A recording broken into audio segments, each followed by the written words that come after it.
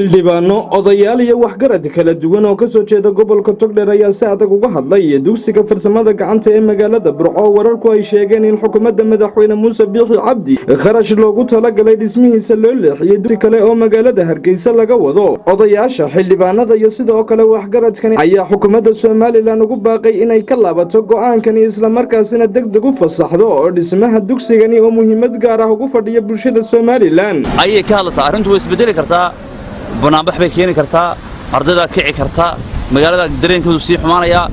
ma aha in agaasimayaashu Hargeysa ka soo jawaab celiyaan waa in la soo diraa guddi madaxweynaha waxaan sheegaynaa madaxweynaha shirkaaga khamiislaha maanta ama kii hore waan ka filaynaa inaad ku darto kanna waa inaad ku dartaa arrintaasi waxa ay tahay serious way iskuulkaasi waa iskuul 900 oo aqoon-yahan oo maanta Soomaaliland ay ka baxeen guddiga arrinta gacanta ku haysana ee gobolku way xaqiiqsay in arrintaasi mudmada waasi jiro ka harimayno kana daalimayno siyaad baraanu kaga hadhi weynay in uu mudmadu Burco soo geliyo anagu Soomaaliland dooran anagu madaxweynaha dee dooranoo qaranku doortay madaxweynaha waxaan leeyahay kulkii 69 Burco laga dhisay ee Soomaaliya oo dhan aan ku oolin markii Soomaaliya madaysnayd ka sanadoodu waa dayacan yahay in badan baanu u qaylinaynay ilaahay wuxuu nagu guuleeyay inaanu jarmalkii bariga hore dhisay ay naga aqbalaan maanta ma aan filayn leeyahay Hargeysa loo leexinay Burco aad baa uga kacsantay arrinka Burco airportkeedii berberaan uga soo qaadaynaa qaaraan airportkii berbera ayaan Burco soo bedelaynaa haddii berbera airportkii hore loo ogolaado in shacabku maro Burco wax loo qaado ama magaalo kale looga qaado ma baahna jarmalku isaga iskuulkan dhisay guddida in badan bay la soo xidhiidheen hay'adda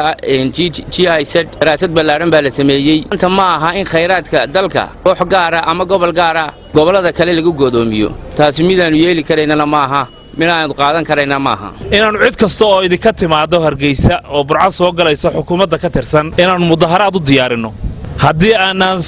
jawaab sax ah idinka helin oo ah in iskuulka halkiisii loo daayo waa qalad bay ku tahay Burco gobolada bari oo dhan bay qalad ku tahay wadanka oo dhan bay qalad ku tahay Hargeysa oo la dhiso in Hargeysa min koonaha looga yimaado oo halka yare quraarada afkeedu la yiraahdo wax walba waa laga sameeynaa wax walba la yiraahdo waa la geynay ma qaadan karayno ma yeelayno mudaharaad baanu ka xigaynaa haddii alla ka dhigo wax intay soo inu miyir qabka ku wada hadlayno iskuulkana halkiisii ha loo daayo waxaan soo jeedinaynaa in mudaharaad arrintan lagaga jawaabo haddii xukuumaddu ay ka aamusto hay'adda waxaa leenahay jarmalku halkii uu wax marin jiray mari yaan marinkii lagaa duwin iskuulku xiriirka la lahaa iyo iskuulkii jarmalku weligiiba dee uu ka shaqaynayay waa taqaaniina mari madaxweynahana mid baan leeyahay madaxweyne dee nama qabato iskuulkii jarmalku annagu nagu wacay madaxweynaha annaga madaxweyne ku-xigeenkii annaga wasiirkii maaliyaddu annaga madaxtooyadii annaga wada annaga dee janankii ciidamadu annaga nama qabato mana geyno kuu soconna mayso war arrintaas nama qabato madaxweyne adiga xukuumaddaada waxaanu leenahay iskuulka jarmalka deeqda uu helay meel kale looma dugi karo oo marka farsamada gacanta laga hadlayo waa iskuulkii koobaad ee meel kasta looga iman jiray cid walbana ay ka baxday wasiir baa wuxuu yidhi